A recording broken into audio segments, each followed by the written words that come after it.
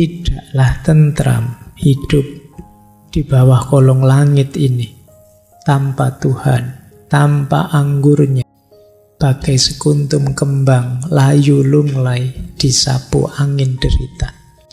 Tuhan, Hafidh rindu kepadamu lebih dari Nabi Sulaiman. Hafidh rindu padamu walau tangannya tak mendapat apa-apa kecuali angin. Hafidh sangat rindu kepadamu.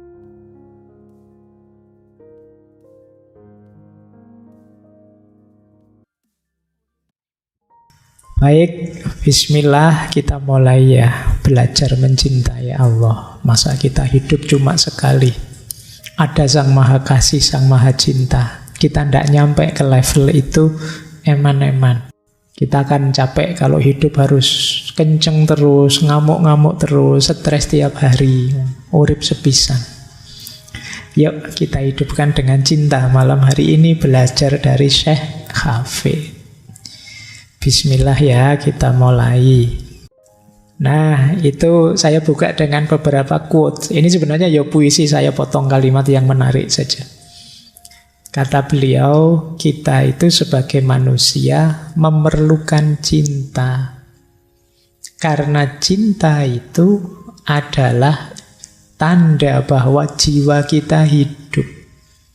Kata Syekh Hafidh, cinta adalah kebahagiaan terbesar ciptaan. Bagi yang pernah jatuh cinta, boleh kamu ingat-ingat. Apa sih kebahagiaanku paling besar itu? Pasti nanti berhubungan dengan yang kamu cintai. Ya berarti sebaliknya juga. Berarti patah hati paling besar itu juga berhubungan dengan yang kamu cintai. Jadi puncaknya kebahagiaan itu justru ada pada cinta. Kata Syekh Hafidh. Kita kemarin belajar banyak tentang filsafat kebahagiaan. Ada macam-macam bilang. Ada yang bilang bahagia itu puas. Ada yang bilang bahagia itu senang. Ada yang bilang bahagia itu baik. Ada yang bilang bahagia itu bermakna. Tapi kata Syekh Hafidh, bahagia itu cinta. Karena saat kita beneran jatuh cinta dan mencintai, puas pasti datang, senang pasti datang. Jadi orang baik kita pasti. Dan pasti kita berorientasi, berkorban, berguna pada yang kita cintai. Hidup yang bermakna. Maka kalau ingin bahagia, mencintailah. Itu rumusnya itu ya. Semoga kalian tidak nganggep ala pak, lebay pak, gitu-gitu. Nah, saya tidak tahu, hari ini sering begitu kesannya. Tapi ya tidak apa-apa, harus diingatkan terus. Karena rasanya sudah cukup ya sepanjang sejarah manusia, isinya kebencian demi kebencian. Sekarang ganti, yuk kita isi dengan lebih banyak cinta. Pandangan kita ke kiri kanan harus ainur ridho, ainur rohmah. Bukan ainul karohah. Pandangan yang saling ridho, saling menyayangi. Bukan pandangan yang saling membenci. Meskipun belum lama kita bersaing lewat pemilu, semoga itu hanya acting saja. Karena pas ada kepentingan. Sekarang yuk kita kembali lagi. Saling menyayangi, saling mencintai. Saya lanjutkan. Kata Syekh Hafidh, aku tidak butuh gula, aku tidak butuh tepung, tidak butuh beras atau apapun. Aku hanya ingin melihat orang yang kusayangi. Oke ya, kalau kalian nanti ada yang dapat BLT, ayo kamu boleh jawab ini ya, nanti nggak dikasih besok kamu. Aku tidak butuh gula, tidak butuh tepung, tidak butuh beras. Aku hanya ingin melihat orang yang kusayangi. Oke, baik. Ini cuma ilustrasi. Langit tempat kita tinggal bukanlah tempat untuk kehilangan sayapmu. Kenapa? Kalau kita kehilangan sayap, kita tidak bisa terbang. Terbang itu berarti kita menjalankan kebaikan-kebaikan untuk mentransendensi hidup kita. Mentransenden itu menspiritualkan hidup kita tambah dekat pada Allah. Kalau kita tidak punya sayap, ya kita tidak bisa terbang. Sayapnya apa? Cinta. Kadang-kadang hal yang harusnya mentransendensi kita itu malah tidak mentransendensi. Kita beribadah pada Allah, mendekat pada Allah, pamrih-pamrih bumi semua, pamrih-pamrih duniawi semua. Akhirnya kita tidak naik sama sekali. Kita tidak dekat sama sekali dengan Allah. Allah hanya jadi ATM kita. Kalau kita butuh, minta. Selain itu tidak dipedulikan. Maka kita tidak naik kelas. Kita tidak transenden. Kata Syekh Hafid, jalannya apa? Cinta. Cinta dan cinta. Berarti kita memang harus punya kompetensi di sini. Kalau tidak, kita tidak bisa terbang. Ini mungkin tidak kebetulan. Kalau teman-teman ingat pikirannya Plato yang menggambarkan manusia itu punya 4 unsur, yaitu perut ke bawah, dada, kemudian kepala. Kepala melambangkan akal, dada melambangkan ambisi, perut ke bawah melambangkan kebutuhan-kebutuhan dasar. Ada satu lagi yang membuat kita terbang, sayap atau eros atau cinta. Nah, nanti boleh cek lagi, dulu kita membahas filsafat kebahagiaannya Plato, atau ada di buku yang kemarin terbit itu penjelasan tentang eros cinta, yang simbolnya adalah sayap, membuat kita bisa terbang. Nah, itu ternyata nyambung juga dengan alegori isyarat dari Syekh Hafid. Baik, ini pembukaan pada cinta ya.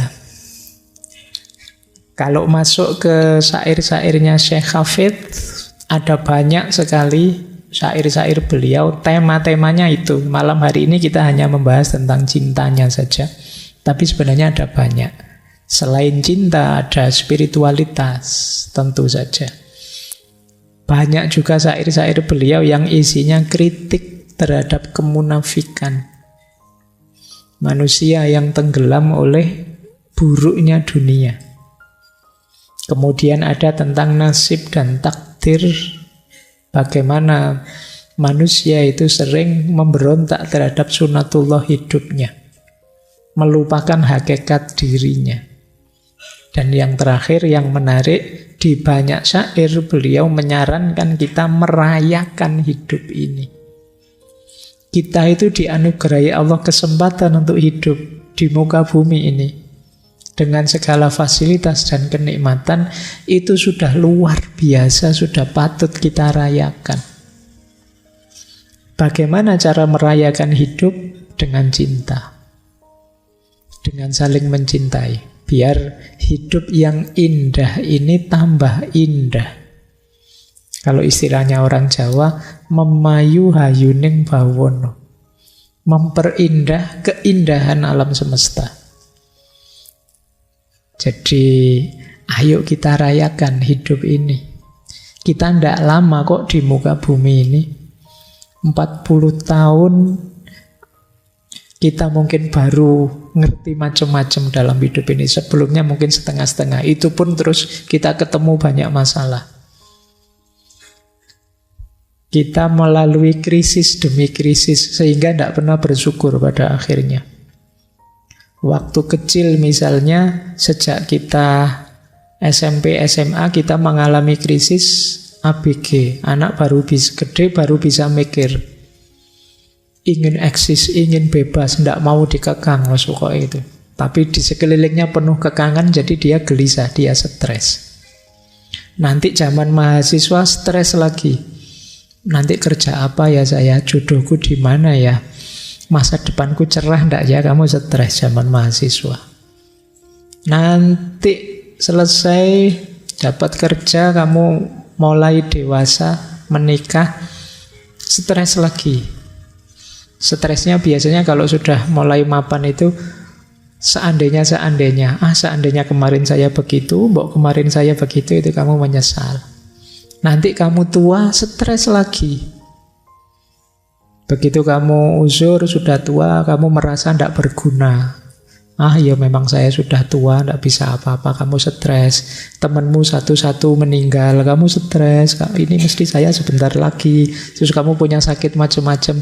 Lu kapan syukurmu? Ayolah, sejak sekarang kita rayakan hidup, kita syukuri hidup ini.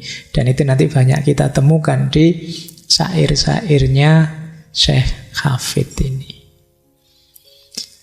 Baik, saya agak cepat ya, biar nanti teman-teman bisa banyak punya waktu untuk curhat.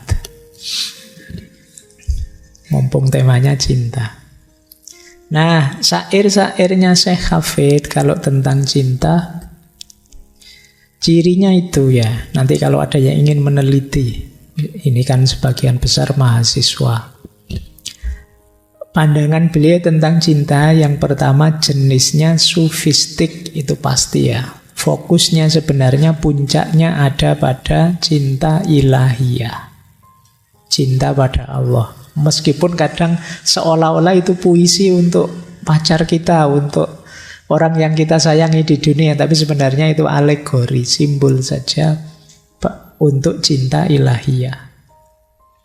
Yang kedua, humanistik. Humanistik itu berarti cinta yang manusiawi. Cinta itu bagian dari fitrahnya manusia. Justru kalau kita ingin menjadi diri kita sendiri, menjadi manusia, kita harus mencintai. Bukan sebagai binatang, bukan sebagai setan, ya cirinya kita mencintai. Tidak sekedar berpikir. Berpikir bisa licik, bisa trik. Tapi mencintai itu khas manusia. Yang ketiga, Syekh Hafid, ya tentu saja karena menggunakan syair, sering menggunakan simbol-simbol, simbolik. Ada simbol kedai, ada simbol anggur, ada simbol mabuk, ada simbol, ya nanti di syair itu kalau ada anggur, ada mabuk, jangan ditafsirkan, wah ternyata Syekh Hafid seneng minum ciu, seneng minum. Nggak itu ya beliau mabuk itu mabuk cinta. Jadi cinta kepada Allah. Arahnya ke sana, jangan dimaknai letterlek. Jadi banyak bicara simbol-simbol. Makanya banyak nanti yang salah paham. Ada yang menuduh beliau musyrik lah, ada yang menuduh beliau keluar dari Islam lah. Pada zaman beliau sendiri begitu. Jadi karena memang sulit. Bahasa syair itu kan tidak bisa dimaknai letterlek. Kalau temanmu bilang saya sangat jatuh cinta, kalau tidak percaya belahlah dadaku. Ya jangan dibelah beneran. Itu kan hanya alegori, itu hanya umpama. Ini beneran lu aku cinta padamu, kan itu. Tapi sering orang terus salah paham, salah memahami maknanya. Termasuk simbol kemabukan. Mabuk, itu maksudnya mabuk cinta. Kenapa sih kok istilahnya mabuk? Karena kalau orang sudah jatuh cinta itu saking ekstasenya, saking senengnya, kadang-kadang kalau ngomong ngelantur. Kadang-kadang sulit dipahami, jingkrak-jingkrak ndak karuan. Itu kan saking ekstasenya, saking senengnya. Itu disebut kayak orang mabuk. Kalau dalam dunia tasawuf dulu kan kita kenal istilah satohat. Satohat itu ketika seorang sufi di puncak ekstasenya, di puncak kegembiraannya, merasa dekat dengan Allah, itu kadang-kadang muncul kalimat-kalimat, kata-kata yang tidak terkontrol. Nah itu terus yang salah paham, terus berpedoman pada letterleknya. Sama kayak belahlah dadaku tadi dianggap belah dada beneran. Gunungku daki, lautku seberangi, itu dianggap terus naik apa? Kamu punya uang ndak? Ya ndak begitu. Maksudnya siap, sungguh-sungguh. Nah, di syair-syair yang lain juga beliau banyak membahas tentang tantangan dan pengorbanan orang mencintai. Cinta itu pasti banyak tantangannya dan banyak yang harus dikorbankan. Yang sudah mencintai pasti ngerti ini.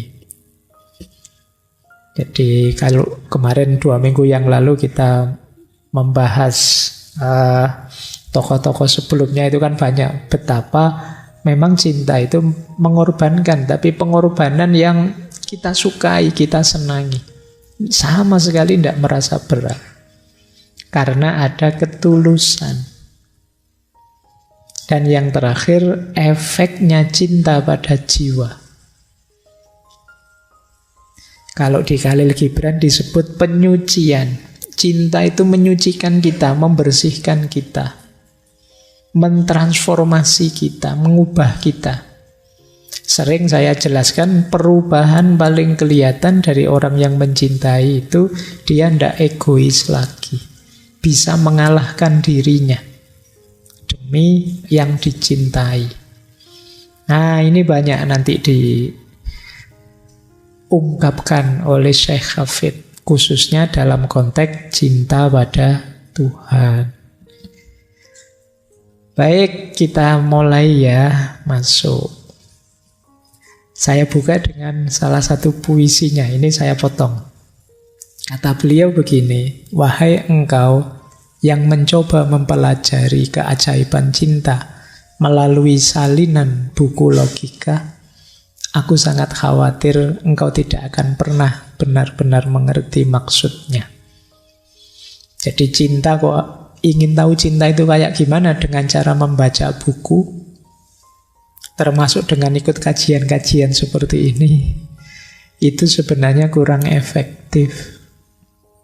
Kalau ingin efektif bagaimana? Ya mencintailah. Nanti kamu akan paham. Jatuh cintalah, nanti kamu akan tahu begini toh rasanya. Sebenarnya mungkin kalian sudah punya kualitas cinta itu, cuma belum kalian sadari, belum kalian hayati. Kalau saya ngomong cinta, kamu mesti bayangannya kan ke pacar. Padahal tidak harus ke situ. Kamu sama orang tuamu, kalian sama saudara kalian, sama keluarga kalian, mungkin tetangga dekat, itu kan ada kualitas-kualitas cinta di situ. Kadang demi orang tua, kamu rela ini, rela itu, kan gitu. Berat juga ndak apa-apa. Saya jelek ndak apa-apa, Pak. Kayak tak contohkan mahasiswa nyontek itu kan. Wah, saya nyontek ini biar orang tua saya bahagia, Pak. Loh, kamu dosa loh. Biarlah saya berdosa, nama baik saya jatuh, ndak apa-apa asal orang tua bahagia. Itu alasanmu saja ya. Tapi ya gambarannya orang mencintai itu begitu. Kalian sudah ada banyak contoh. Tadi saya bilang jatuh cinta lah, kamu mesti bayanganmu jatuh cinta ke lawan jenis. Banyak hal bisa. Tidak harus ke lawan jenis. Nanti diajari oleh Syekh Hafid gimana caranya mencintai apapun. Saya lanjutkan. Nah, cuma sebelum itu, sebelum kita mulai mencintai, menurut saya beliau ngajak kita, yuk direm dulu ya. Kita agak terlalu edan-edanan selama ini sebelumnya. Ngurusi dunia. Sampai lupa kita mencintai. Kata beliau, kamu tidak perlu bertingkah gila lagi. Kami semua sudah tahu kamu pandai dalam hal itu. Jadi sudahlah, hidupmu tidak usah edan-edanan lagi. Saya tahu kok kamu memang edan. Ya, sederhananya kan begitu. Sekarang berhentilah sayang dari semua kerja keras yang engkau lakukan, yang membawa rasa sakit pada mata dan hati manismu. Lihatlah ke cermin gunung yang jernih, lihatlah para prajurit kuno yang cantik, dan lihatlah unsur ketuhanan yang engkau selalu bawa dalam dirimu. Semuanya mengisi alam semesta ini dengan kehidupan suci, sudah lama sekali. Jadi kita ini terlalu banyak distraksi, sibuk dengan macam-macam kelakuan-kelakuan edan kita sehari-hari. Akhirnya kita menjauh dari hal-hal yang suci. Seolah-olah hidup itu hanya tentang kalah menang, hanya tentang enak tidak enak, hanya tentang harta, hanya tentang kepemilikan, jabatan, dan lain sebagainya. Kata beliau, yuk berhenti sebentar. Mari kita sadari sakralnya hidup ini, berharganya hidup ini. Sejak dulu begitu, tapi orang sering lupa. Hidup ini sangat berharga, yuk kita hargai. Jangan dibuang-buang waktu. Jangan dirusak-rusak dengan kotornya hati dan pikiran kita. Ayo berhenti sebentar. Itu ajaannya beliau begitu. Ayo kita menarik diri sebentar. Ayo latihan diam sebentar. Kata beliau, 1 hari diam dapat menjadi penziarahan dengan sendirinya. Jadi kholwat, jadi upaya kita muhasabah, tafakkur. 1 hari diam dapat membantumu mendengarkan jiwa memainkan kecapi dan drumnya yang elok. Bukankah banyak percakapan sekedar mempertahankan diri atau berputar-putar? Ayo diam, kita cari waktu untuk diam, untuk mendengarkan suara hati kita, suara jiwa kita yang indah. Bahwa kita ini sangat berharga. Kata beliau, kupikir kita sampai ke sini untuk menyerah dalam diam, untuk meraih cahaya dan kebahagiaan, menari dalam perayaan kemenangan cinta. Inilah yang perlu kita upayakan. Bahagia, kemudian merayakan cinta. Jangan terdistraksi terus, jangan edan terus. Yuk, kita bahagiai hidup ini dengan cinta. Caranya gimana? Membentuk diri kita jadi pecinta. Membentuk diri kita dengan hati. Kata beliau begini, ini ada syairnya menarik. Suatu ketika seorang wanita muda menanyaiku, bagaimana rasanya menjadi laki-laki? Dan aku menjawab, kekasihku, aku ndak tahu. Lalu dia berkata, bukankah kamu laki-laki? Dan kali ini aku menjawab, kulihat jenis kelamin hanya sebagai hewan yang cantik, yang dibawa manusia berjalan-jalan dengan tali kekang di tangan, dan mungkin mengikuti perlombaan untuk memenangkan hadiah-hadiah yang mengherankan.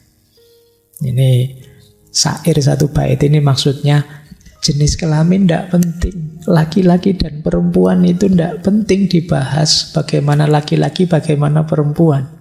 Kata Syekh Hafid, kekasihku, pertanyaan yang lebih bagus bagi Hafid semestinya, bagaimana rasanya berbentuk hati?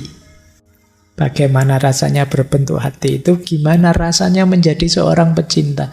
Kalau kita jadi seorang pecinta, itu tidak laki-laki, tidak perempuan. Semuanya sama. Nah, kata Syekh Hafid, kalau kamu tanya gimana rasanya berbentuk hati, ya akan aku jawab, karena yang aku ketahui hanya cinta, dan ku dapati hatiku tanpa batas dan ada di mana-mana. Jadi kalau aku terbentuk jadi seorang pecinta, aku ini luas sekaligus dalam. Ada di mana-mana. Karena segala sesuatu, apapun itu patut dicintai.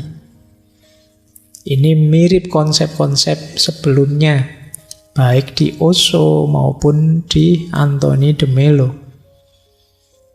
Jadi yang lebih penting itu mengubah kita jadi seorang pecinta. Bukan masalah siapa yang akan kita cintai. Selama ini kan kita sibuk, saya harus jatuh cinta pada siapa. Siapa sih yang enak mau saya taksir, yang sini ngelirik sana, yang sana ngelirik sini. Bukan itu yang penting. Tapi ubahlah dirimu jadi sosok yang dicintai. Jadikan dirimu manusia berbentuk hati. Itu istilah dari beliau. Gimana rasanya jadi manusia berbentuk hati? Kamu ada di mana-mana. Kalau kamu berbentuk hati, ya kamu bisa menerima apapun yang ada di sekelilingmu. Makanya beliau kemudian punya syair yang menarik. Ini cara kita mencintai apapun di sekeliling kita tadi. Kata beliau, jalan-jalanlah jika tidak terlalu gelap. Ini menarik ya, kata-kata jika tidak terlalu gelap itu berarti jika sekeliling diri kita tidak terlalu rusak, tidak terlalu kacau, tidak terlalu sibuk dengan dunia. Itu maksudnya jika tidak terlalu gelap. Kalau kamu ada waktu, kalau kamu bisa menarik diri sebentar dari keramaian dunia, jalan-jalanlah. Kalau bahasamu hari ini mungkin healing lah. Cuma jalan-jalan dari sosok yang berbentuk hati tadi ya. Caranya bagaimana? Hirup udara segar, cobalah tersenyum. Katakan sesuatu yang bijaksana pada orang asing yang memilih pemandangan damai. Jika dia lewat, selalu latihlah pemahaman kalbumu. Jadi, lihat segala sesuatu di sekelilingmu. Apa dan siapa, kamu lihatlah, latihlah pemahaman kalbumu, jangan hanya pakai pikiranmu, pakai hatimu. Ambil nafas dalam-dalam dan tersenyumlah. Nah, coba ya, nanti besok pagi boleh lah, bangun pagi gitu ya, keluar, ambil nafas dalam-dalam, siapa saja lewat, tegaskan dalam hatimu, aku mencintaimu, mencintai kalian semua, mencintai apa saja. Itu latihannya begitu. Kata Syekh Hafid, engkau pun bisa melakukan sesuatu yang nyata sepanjang jalan ini. Rengkuhlah pasangan atau kekasihmu seperti pertama kali engkau bertemu dengannya. Kalau punya pasangan ya. Biarkan kelembutan mengalir dari kedua matamu seperti matahari menyiramkan cahaya hangat kepada bumi. Bermainlah dengan anak-anak. Berkenalanlah dengan seorang teman, nyanyikan beberapa lagu kasar untuk hewan peliharaanmu, bahkan tumbuh-tumbuhan. Mengapa tidak engkau biarkan mereka mabuk dan liar? Apa saja sapalah. Kamu punya kucing, ya sapalah. Kamu punya ayam, sapalah. Kamu punya dengan penuh cinta. Kamu nanti gembira mesti. Coba saja. Oke ya. Jadi kalau ada anak-anak diajak bermain, ada anak bermain kamu gabung, nanti kamu senang. Ada orang yang tidak kamu kenal, kamu kenalan, nanti kamu senang. Marilah bersulang di setiap anak tangga yang telah kita daki, di atas tangga evolusi berbisiklah. Aku mencintaimu ke seluruh penjuru dunia yang gila ini. Jangan berhenti membaca tentang Tuhan. Kita tidak akan pernah memahami Dia. Itu maksudnya apa? Semua yang di sekeliling kita itu kan tajallinya Tuhan. Dari apapun yang kita lihat di sekeliling kita, kita bisa merasakan hadirnya Tuhan. Mungkin keindahannya, mungkin kekuasaannya, mungkin keagungannya. Terus lakukan itu. Semakin kalian mencintai, semakin kalian akan merasakan hadirnya Tuhan. Lompatkan kakimu, ayunkan kepal tanganmu, ancam dan peringatkan seluruh semesta bahwa kalbumu tidak lagi hidup tanpa cinta. Nah, inilah profil seorang pecinta. Berjalanlah jika tidak terlalu gelap. Kalau terlalu gelap, Pak, terangilah dulu. Antara lain tadi, tarik diri sebentar, berhenti sebentar.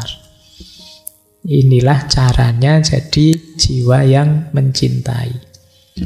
Kalau tidak begitu gimana? Kata beliau, tanpa cinta, aku tahu caramu bersikap. Aku tahu caramu bersikap ketika engkau belum cukup meneguk cinta. wajahmu mengeras, otot-otot manismu mengejang. Anak-anak kecil waspada pada tatapan aneh yang muncul dari kedua matamu, yang bahkan mulai meresahkan cermin dan hidungmu. Tupai-tupai dan burung-burung merasakan kesedihanmu dan mengatur pertemuan penting di atas pucuk pohon yang tinggi. Mereka memutuskan melalui isyarat rahasia untuk melantunkan lagu menolong pikiran dan jiwamu. Bahkan malaikat gemetar oleh kegilaan itu yang memancar ke dunia dan menghujankan batu-batu tajam dan tombak kepada yang tak berdosa dan keakuan manusia. Ini gambarannya orang yang di hatinya tidak ada cinta. Mengerikan, tidak enak. Kalian dekat saja tidak nyaman. Itu diilustrasikan anak-anak sampai khawatir, ngeri. Orang marah itu kan kalian dekat juga tidak enak kan. Orang kecewa, orang tidak puas, itu tidak enak, tidak nyaman. Jadi aku tahu, kalau engkau tidak ada cinta, aku tahu caramu bersikap, tidak jauh-jauh dari situ. Kata beliau, mungkin saja engkau menyobek setiap kalimat yang diucapkan setiap kawan dan guru, mencari anak-anak kalimat yang tersembunyi. Engkau mungkin saja menimbang-nimbang setiap kata dalam sebuah ukuran, seperti ikan yang mati. Mungkin saja engkau mengeluarkan penggaris untuk mengukur setiap sudut dalam kegelapanmu, dimensi-dimensi indah sebuah kalbu yang dulu pernah kamu percaya. Aku tahu caramu bersikap ketika engkau belum meneguk minuman dari tangan cinta. Orang yang tidak ada cinta itu tidak mudah percaya, mudah curiga. Ada apa-apa dia tidak percaya dulu. Saya harus ngerti dulu sampai detail. Tidak bisa menikmati hidupnya. Mengalami apa saja, gayanya dianalisis sampai mendalam. Terus tidak bisa dinikmati. Disuguhi minum misalnya. Minuman ini terbuat dari, itu dipikir sampai dalam detail. Ada orang ngomong, di balik kata-katamu mesti ada kepentingan. Di balik kepentinganmu mesti ini, terus kamu jadi tidak nikmat. Jadi itu orang yang di hatinya tidak ada rasa cinta. Kata Syekh Hafid, itu loh makanya yuk kita menciptakan diri kita berbentuk cinta. Baik, saya lanjutkan ya. Ini agak cepat lah biar kamu curhatnya dapat waktu panjang. Puncaknya nanti di sini. Cinta pada Allah, cinta pada Tuhan. Menarik kalimatnya ya. Cinta pada Tuhan itu gimana sih? Aku bahagia meskipun belum punya penjelasan. Aku penuh dengan cahaya, bahkan sebelum langit bisa menyapa matahari atau bulan. Teman-temanku yang tersayang, kita telah jatuh cinta pada Tuhan untuk waktu yang sangat lama. Jadi sebenarnya kita sejak dulu itu sudah sangat mencintai Tuhan, mencintai Allah, tapi sekarang kita lupa. Kondisi fitrah kita itu kondisi yang cinta dengan Allah. Sekarang kita lupa. Tidak bisa dijelaskan memang kalau kita sudah cinta pada Allah, kita akan bahagia. Meskipun kita tidak bisa menjelaskan. Nah, ini dasarnya cinta ilahiyah itu. Makanya beliau melanjutkan, hanya zat sempurna yang selalu menertawakan kata dua yang bisa membuatmu mengenal cinta. Menarik ya, penyair itu bisa saja bikin kalimat zat sempurna yang selalu menertawakan kata dua. Karena dua itu tidak ada, yang ada hanya satu. Yang sejati kan hanya Allah saja. Kita ini hanya pinjaman keberadaan kita. Kita mungkin ada, dulu ndak ada, sekarang ada, besok ndak ada lagi. Satu-satunya yang sejati ada itu hanya Allah. Makanya Allah adalah zat sempurna yang selalu menertawakan kata dua. Seolah-olah kamu merasa ada, padahal ndak. Makanya ndak pantas kamu sombong, ndak pantas kamu merasa bisa, merasa besar, merasa hebat. Karena kamu ndak ada. Yang besar, yang bisa, yang hebat, yang benar ya hanya Allah. Makanya Allah lah yang bisa mengajarkan kita sejatinya tentang cinta. Sayangnya kita lebih sering menjauh dari Allah dalam hidup kita. Saya lanjutkan cara mencintai Allah ya. Aku seorang darwis, pengembara. Anugerahi aku kasih-Mu, wahai Tuhanku. Aku tak tahu apalagi yang aku harapkan selain pintu-Mu ini. Engkaulah tujuan dan tempat hasratku. Cemasku semakin bertambah, manakala puisiku begitu tawar, tak menghasilkan apapun. Kata terima kasih pun tak aku dengar. Jadi kata beliau, siapa lagi yang aku harapkan kalau bukan Allah? Siapa lagi yang pantas aku cintai kalau bukan Engkau ya Allah? Mengandalkan manusia pasti akan selalu kecewa. Bahkan kata terima kasih pun tidak aku dengar. Jadi ini arah cinta kita sejatinya hanya Allah saja. Baik, saya lanjutkan ya. Ini tambah lama tambah dalam. Sekalian dengarkan saja. Kamu nikmati saja. Ada yang terasa tidak dalam dirimu. Kalau belum, saatnya tadi ya. Berhenti sebentar, diam sebentar. Kata beliau, aku hidup untukmu dan hatiku mabuk cinta. Cinta padamu memasuki diriku sejak lahir dari susu ibuku. Cinta adalah rasa sakit sekaligus obatnya. Ironi ini melebihi apa yang dapat kuterima. Semakin besar usahaku, semakin buruk rasa sakitnya. Jadi beliau ini sedang mengalami ekstase cinta yang sangat pada Allah. Dan beliau merasa benih-benih cinta itu lahir sejak menghisap susu ibu. Itu momen cinta, momen kasih sayang, anugerah Allah yang luar biasa dengan kehadiran dan kehidupan kita di muka bumi ditandai dengan kita menyusu pada ibu. Saat kita menyusu itu sebenarnya kan kita sedang menghisap cinta. Cinta Tuhan pada kita, cinta ibu pada kita.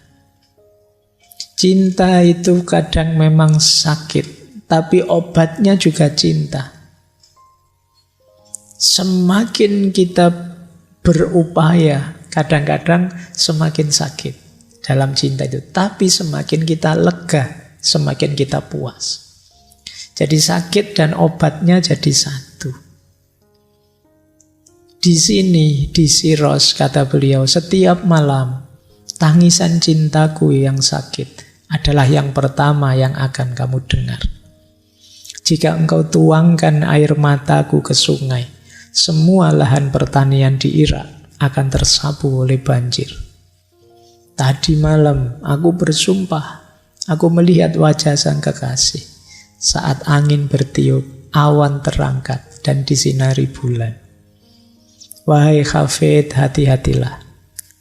Meskipun kamu mencintai dia, Raja itu maha kuasa dan cintanya dapat merenggut nyawamu. Ini menjelaskan yang depan tadi loh. Cinta itu ya penuh resiko, ya sakit, perlu pengorbanan. Tapi mengatasi rasa sakit itu dengan cinta itu sendiri. Jadi sakit yang kamu cari, karena dibalik rasa sakitnya ada obat. Itulah hakikatnya cinta. Baik, saya agak cepat biar kalian tidak banyak mikir. Karena tadi katanya Syekh Hafid di awal, jangan belajar cinta dengan nukilan buku logika. Semakin kamu banyak mikir, semakin nanti mungkin kamu bantah ini. Rasakan saja. Tidaklah tentram hidup di bawah kolong langit ini tanpa Tuhan, tanpa anggurnya. Bagai sekuntum kembang layu lunglai disapu angin derita. Tuhan, Hafid rindu kepadamu lebih dari Nabi Sulaiman. Hafid rindu padamu walau tangannya tak mendapat apa-apa kecuali angin. Hafid sangat rindu kepadamu. Sudah sangat cinta beliau pada Allah. Kalian pernah tidak merindukan Allah? Atau tidak pernah mikir sampai ke sana? Atau sebenarnya kerinduan itu ada tapi kamu tidak pernah peduli? Betapa jiwamu sebenarnya sangat merindukan Dia. Cuma selama ini teriakan kerinduan itu kamu abaikan. Tidak kamu dengarkan. Kamu tutupi dengan ambisimu, hasratmu, keinginan duniawimu. Makanya beliau bolak-balik bilang, Hafid rindu padamu ya Allah. Kalian boleh nanti malam bilang pada ya Allah, aku rindu padamu. Kalian mungkin bilang kayak gini kadang-kadang hanya kalau pas ada masalah. Itu pun karena kamu ingin Allah hadir ngatasi masalahmu. Kamu sebenarnya tidak butuh Allah, kamu hanya butuh solusi atas masalahmu. Ayo ya kita coba sekali-sekali, yuk kita rindukan hadirnya Allah. Allah saja cukup. Tidak pakai embel-embel apa-apa atau pamrih apapun. Nanti rasakan kedamaian di hatimu. Baik, saya lanjutkan. Di pagi hari, ketika aku mulai terjaga, terjadi lagi, kata beliau, perasaan bahwa engkau kekasih telah berdiri sepanjang malam mengawasiku. Perasaan bahwa segera ketika aku mulai goyah, engkau letakkan bibirmu di dahiku dan menyalakan pelita suci di hatiku.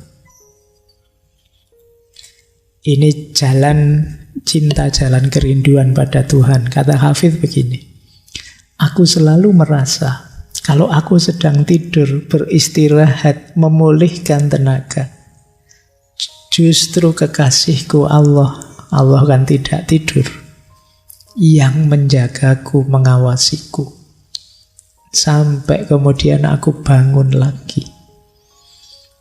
Kalian pernah tidak berpikir sampai ke situ? Allah yang selalu dekat dengan kita, yang selalu mengawasi kita, berarti Dialah yang menjaga kita saat kita sedang tidur. Dan itu sangat menyentuh hatinya Hafidh. Setiap kalau bangun tidur, Alhamdulillah, terima kasih ya Allah, Engkau yang membuatku tidur, Engkau yang menjagaku saat aku tidur, dan Engkau yang pula yang membangunkan aku. Bahkan kata Hafidh, saat aku mulai goyah, ada masalah ini itu, Engkau letakkan bibirmu di dahiku sehingga menyala pelita suci di hatiku. Allah sangat dekat dengan kita. Pasti Allah yang akan menghibur kita.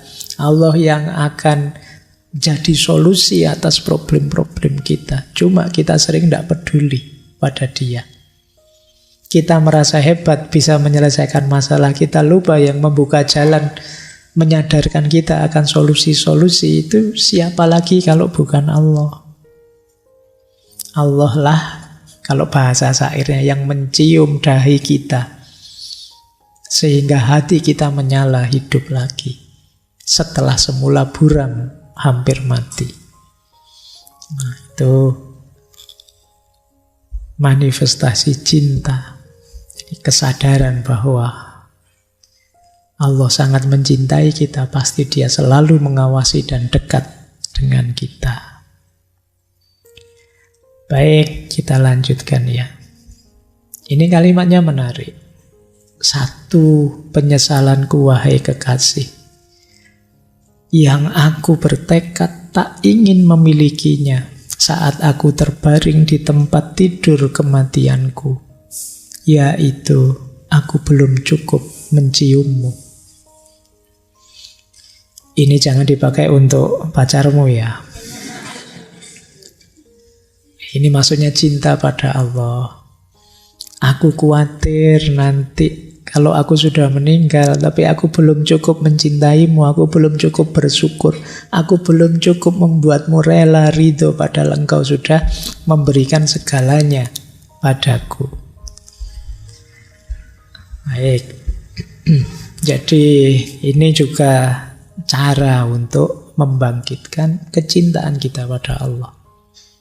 Jangan sampai Allah sudah memberikan segala keistimewaan pada kita, kita belum cukup bersyukur padanya, kita belum cukup, belum memberikan yang terbaik, yang membuatnya ridho. Jangan sampai jadi penyesalanku. Aku bertekad tak ingin memilikinya. Saat aku terbaring di tempat tidur kematianku, aku belum cukup menciummu. Lanjut. Nah, cinta juga tidak hanya berisi kebahagiaan-kebahagiaan. Ada banyak ujian-ujian. Nah, itu salah satu ujiannya. Beliau pakai kalimat begini. Musuh-musuhku telah menyekapku lama dan menghukum aku dengan kejinya. Musuh kita berarti hal-hal duniawi, ambisi kita, keserakahan kita, iri dengki kita. Tapi cintaku tak berpaling meninggalkan pintu, sebab Tuhan mendengar dan cermat menghitung air mataku. Tapi ayo jangan menyerah, tetap ayo mencintai Tuhan. Karena itu jangan berduka jika derita datang. Saat tengah malam hatimu karam olehnya, ambil saja Al-Quran, lagu maha abadi, dan baca. Jangan berduka. Ini menarik ya. Jadi ada surat cinta yang sudah disampaikan Tuhan lama pada kita, tapi jarang kita baca. Al-Quran. Jadi kalau kamu sedang sangat galau, malam-malam buka Al-Quran, baca. Para wali kan juga sudah memberi isyarat itu, tombok hati, salah satunya membaca Al-Quran. Nawa itu ya, nanti Ramadan semoga tuntas resolusinya untuk ngaji. Karena biasanya semangatnya awal toh. Malam pertama, kedua, ketiga semangat Pak, saya 3 hari 3 juz, berarti nanti sampai akhir Ramadan khatam 3 kali. Begitu 10 ke atas mulai seret. Mulai 1 juz. 1 khatam sekali juga enggak apa-apa kok Pak. Alhamdulillah. Nanti malam sudah 10 hari terakhir masih jauh, burung khatam-khatam. Yang penting ngaji kan Pak. Aku enggak pernah serius. Ayo ya. Allah menyapa kita itu dengan banyak media, menyadarkan kita lewat banyak ayat-ayat. Ayat itu kan bukti-bukti hadirnya. Yang paling jelas kelihatan ya Al-Quran. Anggaplah kalau kita sedang ngaji, sedang ngobrol, berkomunikasi dengan Allah. Biar semakin khusyuk. Nah, malah di syair ini kita diminta sedang berduka, ada masalah apapun, ambil saja Al-Quran di malam hari, baca. Biar dukamu larut, biar dukamu hilang. Baik, ini karena pecinta juga tidak selalu mulus, kadang ada kesulitan, kadang ada kesedihan, ada penderitaan. Saya lanjutkan. Dari mana penderitaan itu muncul? Dari cinta kita pada dunia. Kata beliau, mari Jangan pada dunia engkau meneguhkan janji. Jangan pada si tua bangka ini engkau menaburkan cinta. Telah 1000 kali dia menjanda. Ini maksudnya apa? Sebelum kita itu sudah sangat banyak orang yang tertipu oleh dunia. Sekarang mereka sudah meninggal. Dunianya jadi janda, ditinggal oleh mereka. Jadi telah 1000 kali dia menjanda. Mari jangan pada dunia ini engkau mencintai. Wahai elang yang melayang tinggi, jangan pada tikar sembayang engkau terikat, dan dalam zawiyah tempat zikir engkau terkuruk. Bukan di sini tempatmu, terbang. Terbanglah tinggi. Yang terakhir ini mengingatkan kita, kalau kita menjalankan amanat agama, beribadah, yo jangan berhenti pada formalitas buminya. Formalitas bumi itu yo syarat rukunnya, geraknya, dan lain sebagainya. Iya, diawali dari situ, tapi kamu harus terbang. Kamu harus naik sampai pada Allah, karena hakikatnya itu persembahanmu pada Allah. Itulah caranya mengatasi kegelisahanmu. Jadi jangan tertipu oleh yang dunia-dunia, jangan berhenti di dunia. Kamu harus bergerak mentransenden, naik, mendekat, menuju pada Allah. Wah, sudah lebih saya tadi pinginnya jam 9. Lanjut ya. Ini mungkin beliau agak jengkel, orang-orang ini dikasih syair tinggi-tinggi ya ruwet saja. Tidak mau patuh-patuh. Kata beliau begini, sudahlah, semestinya kita sederhanakan pembicaraan spiritual sekarang. Gambarannya begini, kata beliau, Tuhan sedang menjual sesuatu padamu, tetapi engkau tidak mau membelinya.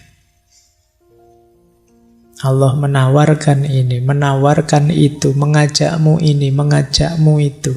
Karena cintanya dia pada kita, tapi kita tidak respon. Kita tidak mau membelinya. Kata Syekh Hafid, itulah deritamu. Tawar-menawarmu yang menakjubkan, teriakanmu yang tanpa ukuran tentang harganya. Itulah deritamu. Kita itu selalu mikir kepentingan duniawi kita. Allah memberi yang lebih utama, lebih luar biasa, tapi kita hanya minta yang duniawi. Allah, yang penting saya ini, yang penting saya itu, duniawi semua. Kata Syekh Hafid, tawar-menawarmu itu kok menakjubkan ya. Nawar terus, selalu kepentinganmu yang kamu dulukan. Kamu dicintai sedemikian rupa, tapi engkau jual mahal. Allah menawarimu apa-apa, engkau tolak. Engkau hanya minta keinginan duniawimu saja. Masalahnya di sini, kata Syekh Hafid. Intinya hanya ini sebenarnya. Maka yuk kita mulai sadar ya. Allah sudah banyak menawarkan macam-macam kebaikan, keutamaan, dan lain sebagainya. Jangan ditawar. Beli saja, ambil saja. Di situ tersembunyi rahasia-rahasia kemanfaatan, keberkahan hidup.